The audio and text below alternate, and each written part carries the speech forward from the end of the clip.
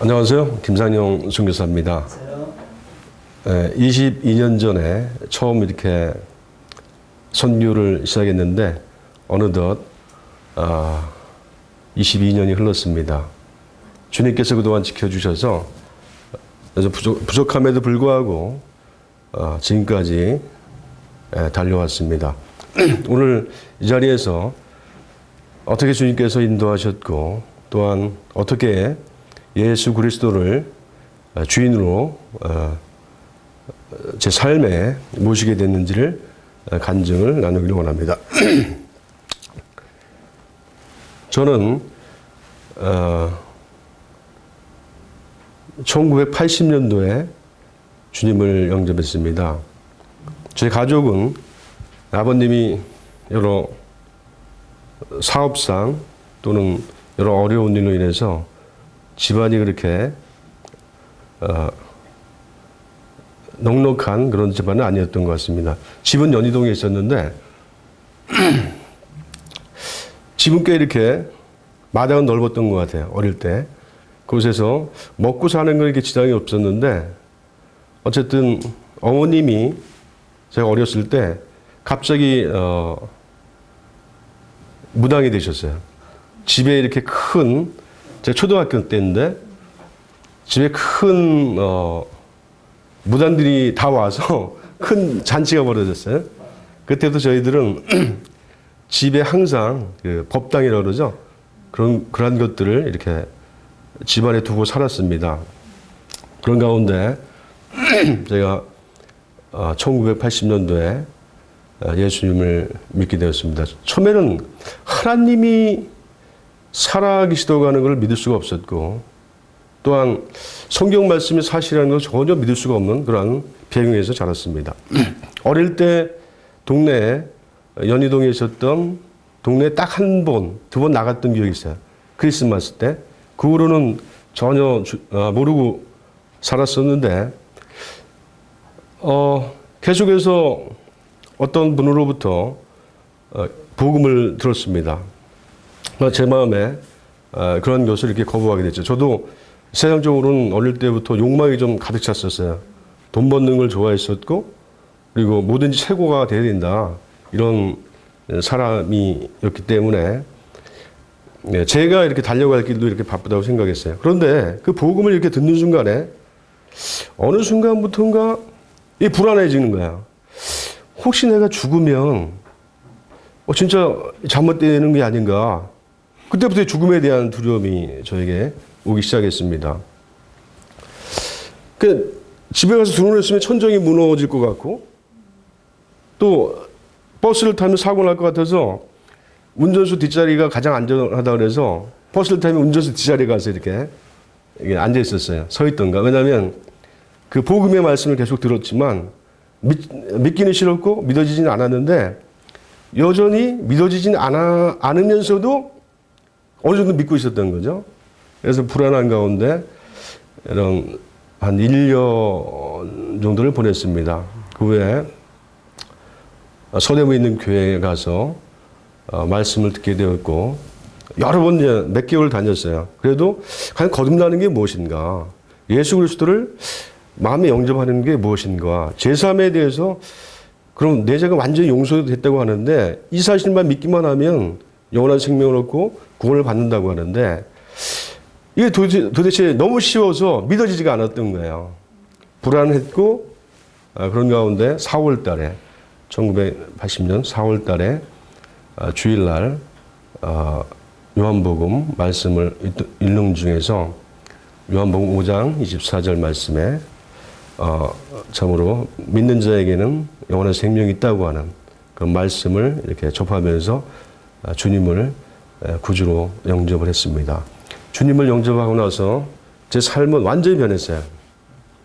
눈동자부터 변했고 그래서 제가 직장도 다니면서 이제 공부를 했었는데 다 그만두고 바로 그 복음만 전하면서 살겠다고 저 제주도에 가서 한 1년 동안 이렇게 복음을 전했습니다.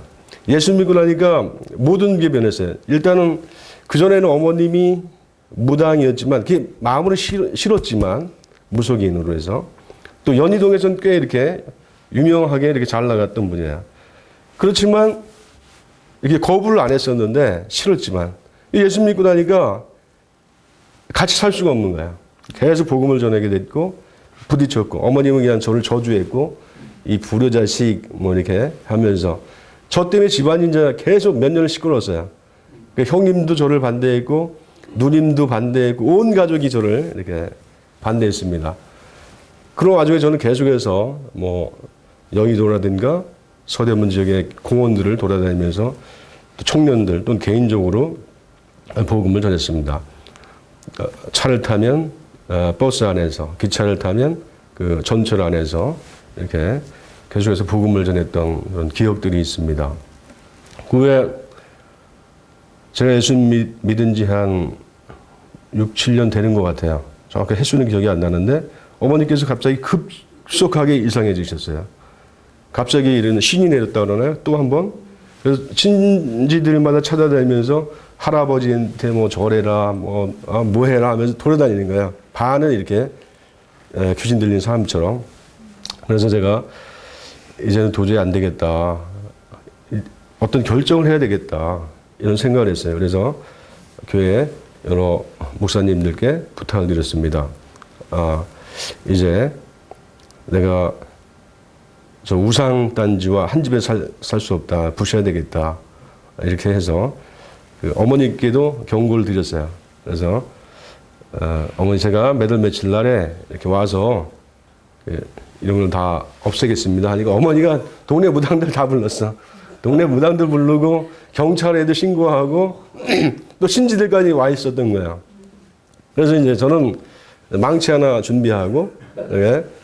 저는 그 어머님이 벌써 눈이 빨개지셔가지고 이러면 막 그런 거예요. 또 옆에 무당 할머니 또 손가락질하면서. 근데 재밌는 건 경찰도 있었고 그 여러 명 무당한 친지들이 있었는데 저를 건들지 못했어요.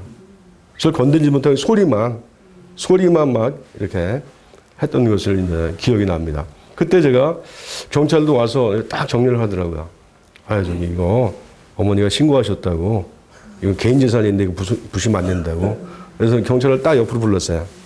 저기 혹시 교회 다니시냐고. 예, 다닌다 그러더라고. 그럼 그냥 가 계시라고. 내가 알아서 해결한다니까. 예, 알았습니다 그러더라고. 근데 큰 문제만 나지 않게 해주십시오 그러더라고요. 그래서 그건 걱정하지 말라.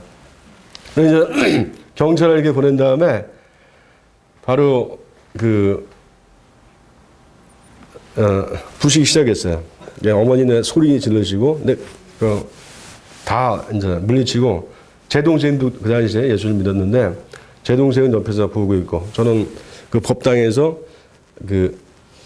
뭐 놋그릇 뭐 이걸 만든 게 많이 있어요. 우산단지들이. 그걸 갖다가 이제 부시기 시작했고, 그 다음에 타는 거, 그거는 보자기에 다 싸가지고, 연희동 그 개천이 있는데 거기까지 가서 이렇게 불을 지르고, 이렇게 해서 한 1시간여 만에 이렇게 다 그런 해결을 했습니다. 그 후로 어머니는 너무 놀래가지고, 이 귀신은 이 확실히 나가는 사람한테 두려워하는 것 같아요. 어머니 저 몰래 집을 다 정리하시고 어디로 이사 갔는지 모르게 이사가 버리셨어요. 그 누님이나 이런 분들도 그런 얘기를 일치 안 하고 어디로 이사 갔는지도. 그래서 한참 후에 이렇게 어머님을 찾았던 기억이 납니다. 그 후에 계속해서 이런 갈등이 있었어요. 제가 선교에 대한 열망이 있었는데 그 당시에 80년도 이렇게 초에서 중순까지 이렇게 많은 교회들, 그래서 선교에 대한 이런 얘기들이 많이 있었습니다. 저희 교회에서도 청년들이 그러한 비전들을 많이 가지고 있었어요. 저도 그런 비전을 가지고 있었는데 어떻게 선교를 할까 이런 막연하기만 했어요. 선교를 하게 될 때 그러니까 어디서 훈련하고, 물론 저도 이제 엠마오 선교학교라든가 이런 걸 다 했지만 막상 선교에 간다고 하니까 이런 구체적인 준비가 덜 돼 있었던 걸 알게 됐습니다. 기도만 했어요. 그 후에 1989년에요. 제가 일본에 여러 1차 일본을 가게 됐습니다. 일본의 요코하마에 처음에는 오사카 쪽에 일이 있어서 갔었는데 거기에 일이 잘 안 돼서 도쿄를 거쳐서 요코하마에 가게 됐습니다. 요코하마에 있는 교회를 이제 다니게 됐죠. 그래서 일을 하면서 한 6개월, 1년 있으면서 자리를 잡게 되었고, 돈도 많이 이렇게 벌게 됐습니다. 왜 그 교회 다니는 어떤 일본 자매님하고도 결혼을 전제로 해서 사귀기도 이렇게 했습니다. 그런 가운데 돈은 벌면서 제 마음이 자꾸만 이렇게 더 옛날 내가 가졌던 꿈, 하나님을 섬기면서 살겠다는 꿈이 계속 살아나는 거예요. 돈은 버는데 이 꿈은 점점 더 커지는 거야. 그래서 간절하게 이제 기도를 했으면 주님 어떻게 주와 복음을 해서 내 인생을 살아야 되겠습니까? 이렇게 기도를 했는데 어떤 결정을 못 내렸어요. 그 후에 저희 사장과 함께 어느 지역에 가서 옥상에 올라가서 자료 이렇게 잽니다. 거기에 필요한 자료가 얼만큼 필요한지 이런 걸 미리 재서 자료를 정확하게 공급해 줘야 되거든요. 너무 많이 공급해 줘도 나중에 처리가 곤란하고 너무 부족해도 또 다른 차가 와서 또 일이 복잡하니까 정확하게 일을 해야 되는 그런 작업이었어요. 근데 하다가 그게 한 30m 높이인데 25m에서 30m 거기서 굴러버렸어요. 가파른 이런 옥상에서. 그냥 떨어진 거예요, 밑으로. 떨어지면 그냥 즉사죠. 살 길이 없는 거예요. 그건 밑에 공사장이라서 뭐 쇠꼬챙이 뭐 이런 게 많아서. 근데 그 짧은 시간에 죽는다는 그게 딱 들어왔어요. 이제 죽는 날에 간다. 그래서 주님 이제 그 한 1초도 안 되는 시간에 제가 그동안 예수님 믿고 살았던 모든 게 다 떠오르는 거예요. 그런 동영상이 있었으면 좋겠어요. 한 번에 떠오르는데 주님 이제 갑니다. 주님 제가 이곳에서 참 주님을 참 죄도 섬기지 못해서 진짜 죄송합니다. 하지만 주님 저를 받아주십시오 하고 이렇게 기도하다가 이 팔이 걸린 거예요. 떨어지다가 순간에 왼팔이 딱 걸리면서 순간적으로 나도 모르게 눈 감고 있었으니까 이제 기도하면서 딱 걸렸는데 중간에 걸려 살아버린 거예요.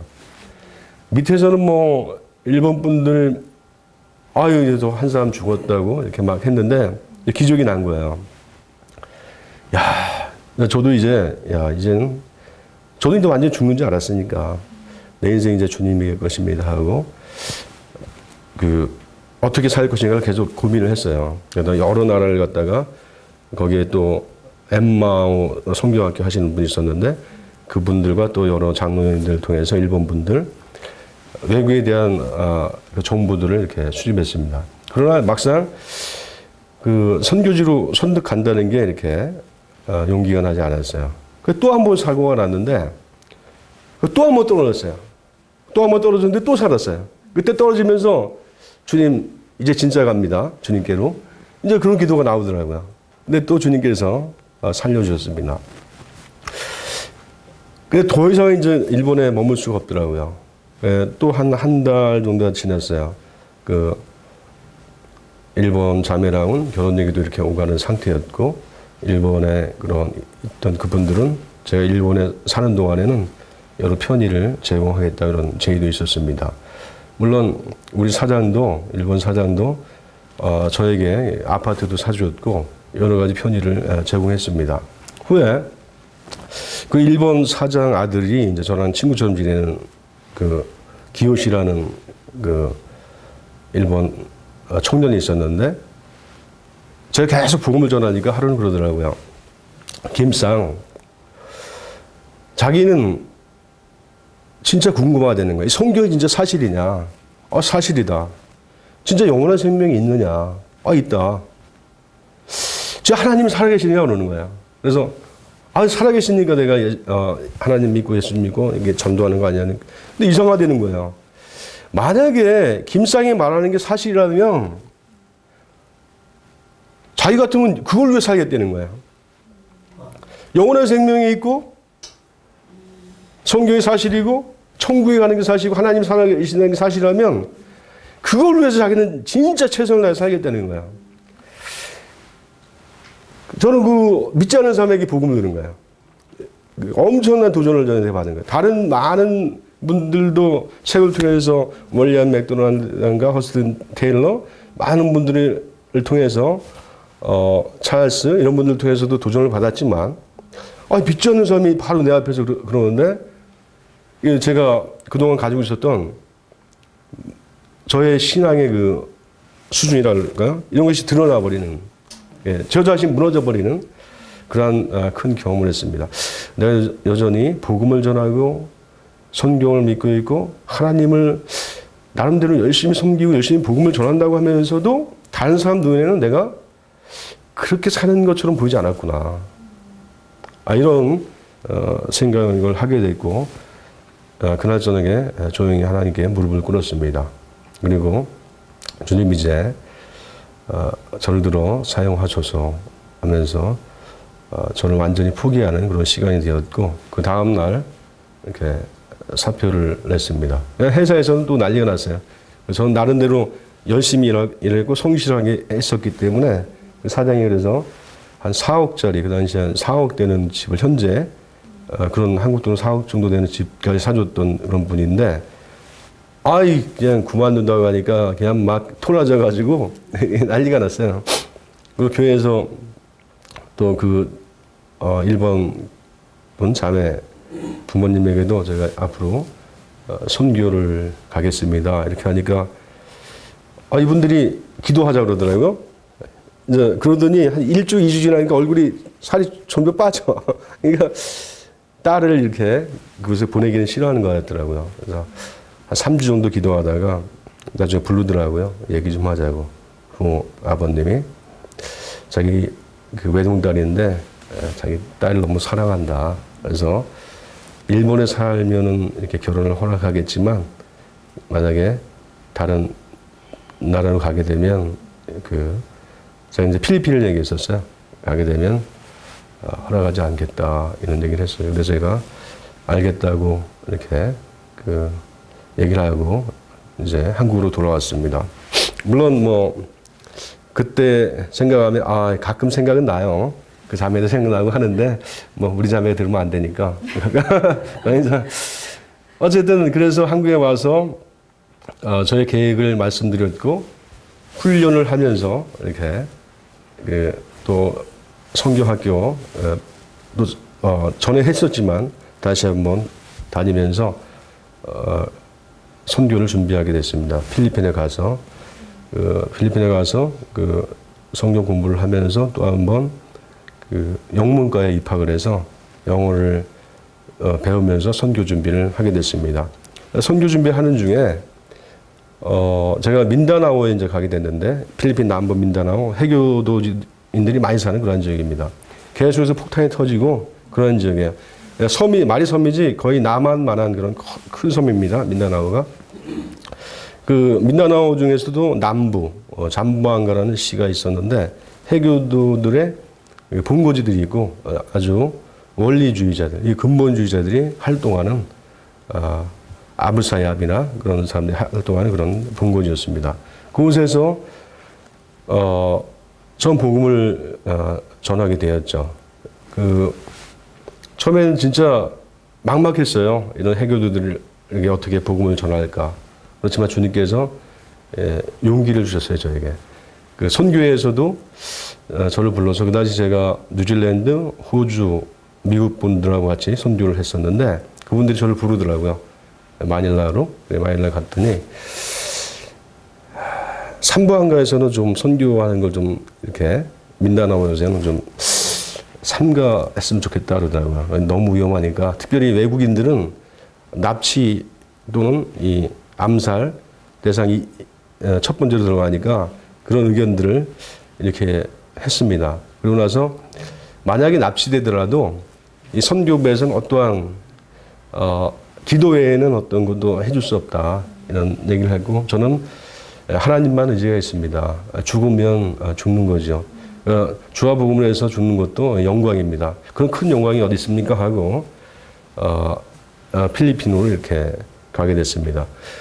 사실 이제 필리핀을 가면서 제가 그동안 여러 가지 사업도 하고 장가도 하려고 벌어둔 돈들이 있었는데 그런 돈으로 이렇게 다 사용하게 됐습니다. 예배당도 이제 짓게 되고 학교도 세우게 되고 이런 사역이 그때부터 이렇게 시작이 되었습니다.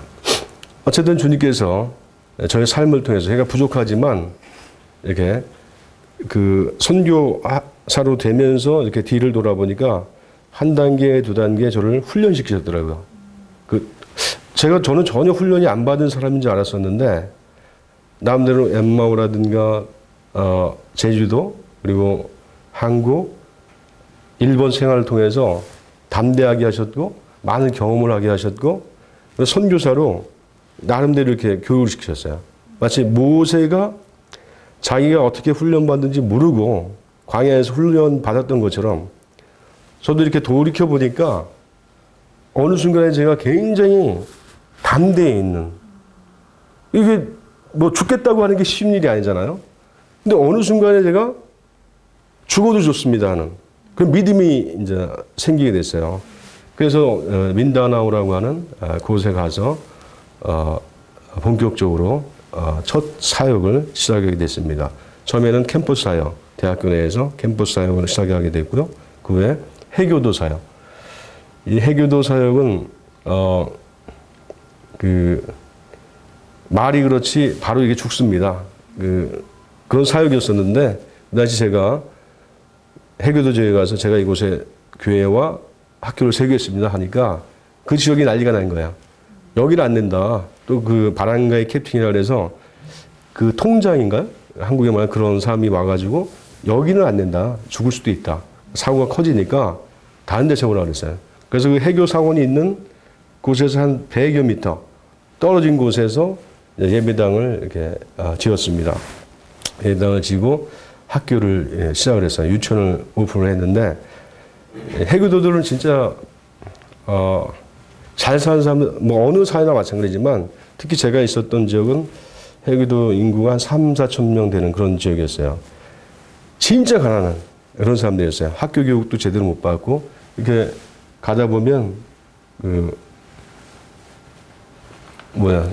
무덤들, 아이들이 죽어서 쭉 있는 무덤들이 커서 죽은 무덤들이 아니라 아이들이 죽어서 이런 무덤들이 쭉 있었습니다. 그런 걸 보면서 이제 이곳에서 참 교회를 세워야 되겠다 이런 마음이 있었습니다. 그래서 그곳에 예배당을 시작했고 유치원을 시작했어요. 처음에 유치원을 시작할 때는 학생들이 없었어요. 그래서 해교도 한 집 한 집 방문하면서 아이들을 초청하게 되었고 아이들이 이제 한 3, 4개월 되니까 한 5, 60명이 이제 모였어요. 유치원에. 그래서 아이들의 유치원을 교육을 시키면서 부모들에게 이제 접근했습니다. 해교도 부모들에게. 이 해교도 부모들은 이 교회를 나오면 안 되는 거예요. 집에서 쫓겨나든가 이런 그런 상황이 되었죠. 왜냐하면 그 해교도는 부인을 4명씩 두기 때문에 한 부인 뭐 쫓아내는 건 일도 아니고 또 바람을 피는 건 이 사람들에게는 전혀 죄가 아니에요. 그 사람들 그 법이 그렇기 때문에. 그래서 어쨌든 그곳에서 시작이 됐습니다. 처음에 이 사람들이 나오는 거, 예배당에 나오는 것도 큰 일이었어요. 나오면은 그 자체가 아주 굉장히 저에게는 감사가 되는 그런 일이었습니다. 나중에 한 1년 정도 되니까 예수를 믿었다는 거예요. 근데 믿을 수가 없는 거예요, 제가. 솔직한 얘기로 제가 믿을 수가 없는 게 이 해교도 사람들이 가난하기 때문에 우리가 자기들 아이들도 돌봐주고 주일학교도 하고 그러니까 또 유치원도 무료로 해주고 하니까 그냥 믿는다고 하는 게 아닌가 이런 생각을 했습니다. 근데 어쨌든 침례 받으면 다 드러나잖아요. 그리고 남편에게 그 지역에서 핍박받을 수 있는데 그나마 다행인 것은 그 사람들이 해교도들이었지만 필리핀에 살았기 때문에 필리핀의 어떤 여자들의 영향을 좀 받은 거예요. 필리핀은 여자들이 여권들이 세요. 그래서 물론 해교도들은 부인들이 4명이지만 그 부인들이 발언권이 좀 있더라고요. 자기 의견이 있어요. 그래가지고 첫 번째 그 침례식을 하는데 한 7, 8명이 했거든요. 근데 순종을 하는 거예요, 침례. 그 바다에서 했는데 그 예수 믿고. 근데 이 사람들은 그 자체가 엄청난 그 핍박임에 불구하고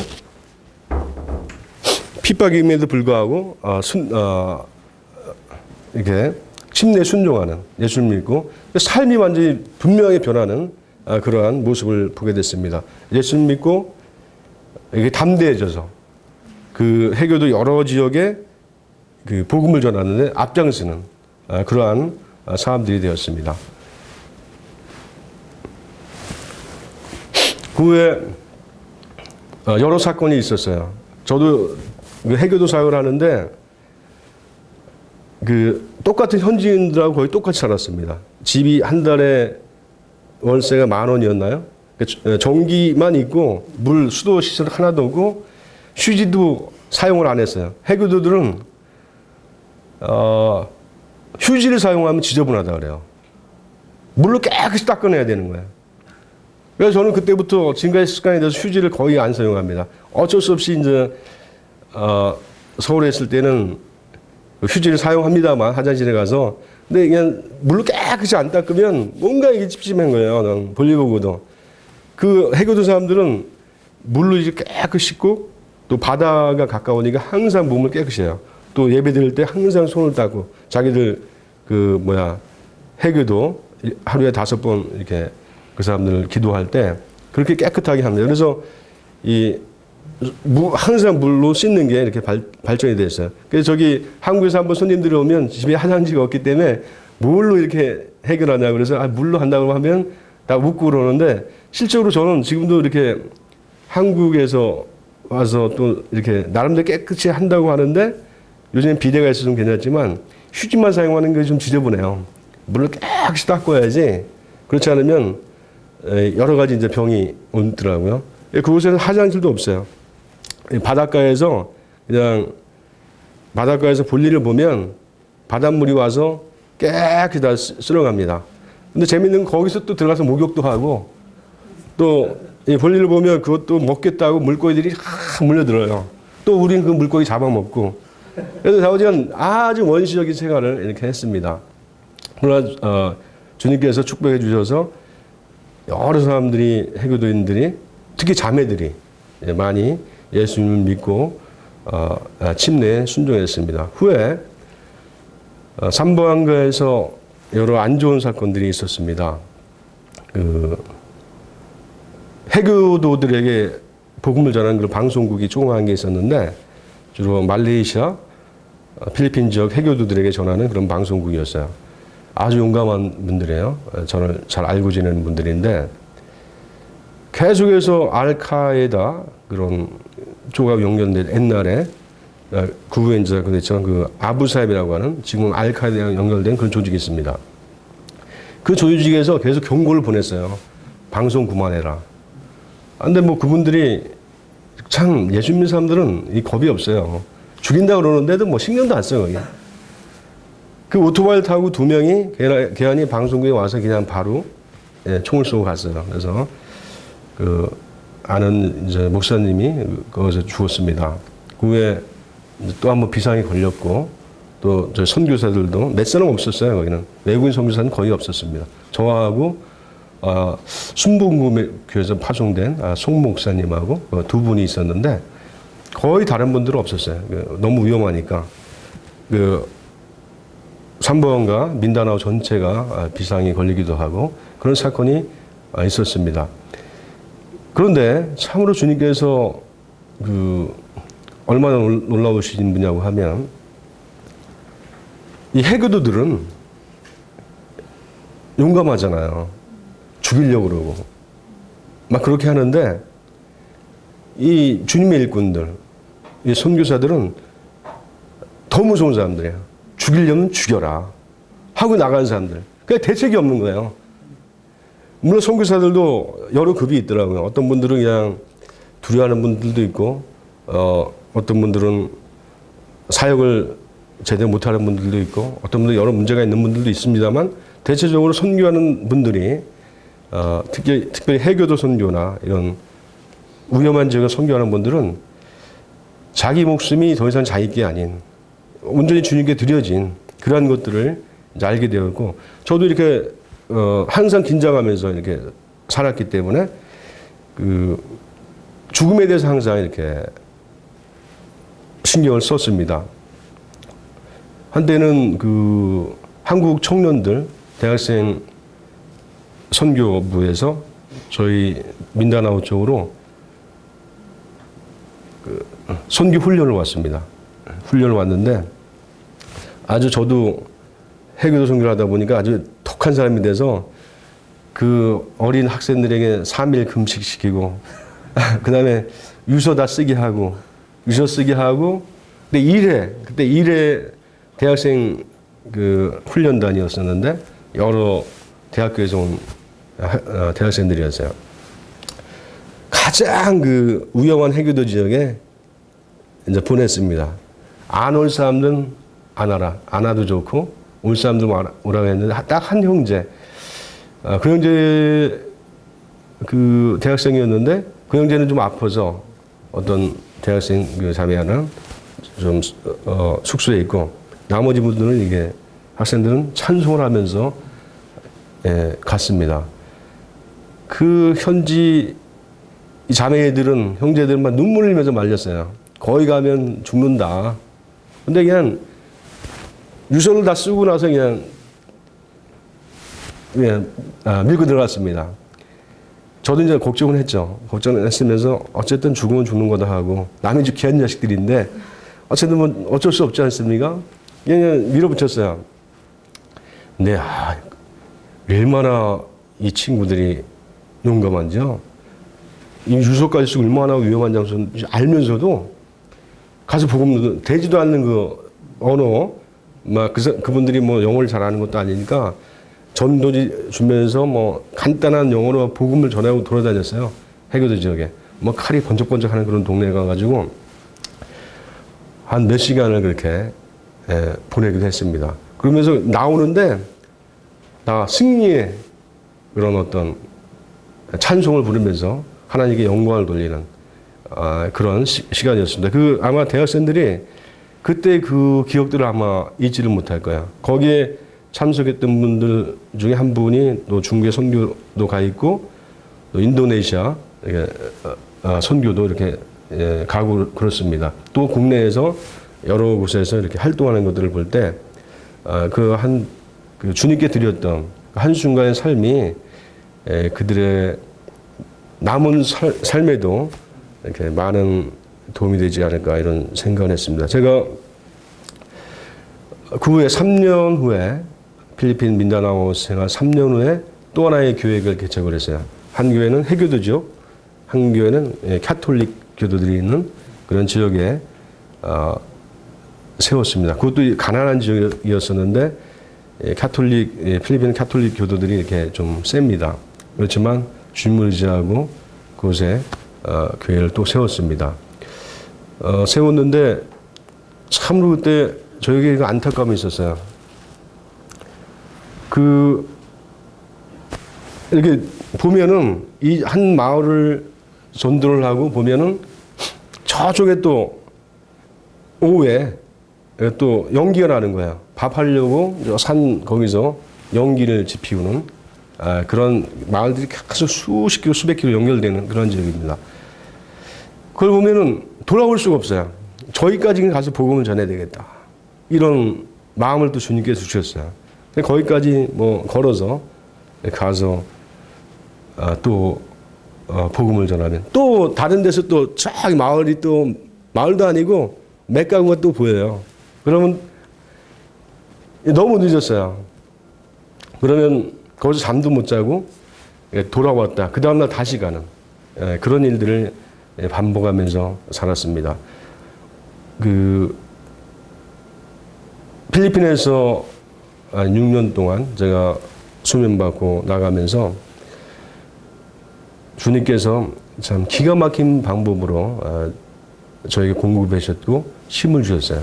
저는 이렇게 두루누워 있으면서요. 조그만 방에 두루누워 있으면서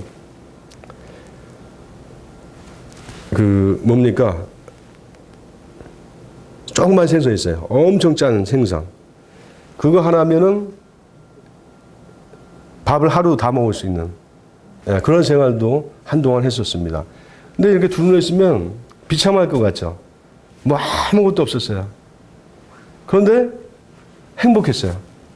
나 같은 사람을 주님께서 사용하셔서 주와 복음을 해서 살게 하시는구나. 이러한 벅찬 환희가 제게 있었습니다. 그 후에 뭐 지금은 좀 살만해요. 지금은 뭐 집도 아파트로 시내 사용을 하기 때문에 막 있지만 그 당시에 제가 소명받고 선교지에 가서 할 때는 그 현지인들하고 살면서 이렇게 가난하게도 지냈습니다. 하지만 마음속에 항상 주님께 감사가 넘쳤어요. 불평불만은 전혀 없었습니다. 가끔 이제 한국에 돌아오면 이렇게 불평불만 있는 분들이 많이 있었어요. 이래서 저래서. 근데 보면 다들 부자고 살만한데도 불평불만이야. 그래서 느낀 게 예수님으로 채워지지 않으면, 하나님으로 채워지지 않으면, 이 말씀으로 채워지지 않으면, 성령님으로 채워지지 않으면 우리는 불평불만 할 수밖에 없는 사람들이구나. 환경이 문제가 아니구나. 이런 것들을 제가 선교 초기부터 많이 느꼈습니다. 항상 저희 삶을 통해서 그 성령님으로 함께 해주시고 역사해 주신 하나님께 영광을 돌립니다. 또 남은 생에도 제가 언제까지 선교를 계속할지는 제가 모르겠습니다만 하나님께서만 아십니다만 남은 생 동안에도 제 삶이 하나님께 영광을 돌리는 그런 삶으로 하나님께 드려지게 되기를 소원하고 있습니다. 하나님께 영광과 찬송을 드립니다. 감사합니다.